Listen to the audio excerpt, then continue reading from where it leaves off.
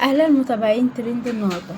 حفلة استقبال اللاعب كريستيانو رونالدو بنادي النصر السعودي في ملعب مرسول بالرياض، أكتر تداولا دلوقتي على مواقع التواصل الاجتماعي. عايزة أقولكم أكتر من 20 قناة من مختلف دول العالم بتذيع حفلة استقبال كريستيانو رونالدو، ودي صور من وصول كريستيانو رونالدو ملعب مرسول بالرياض. طبعا مش هينفع ننزل فيديو بالاستقبال عشان حقوق الطبع والنشر لأي قناة بتذيع الحفلة. عايزة اقول لكم ان كريستيانو رونالدو من امبارح هو اكثر تواجد على موقع جوجل للتواصل الاجتماعي لحظة وصوله بطائرته الخاصة لموقع الرياض، وهو تم التعاقد مع الرياض السعودي مع النصر السعودي لمدة من 2023 لغاية 2025.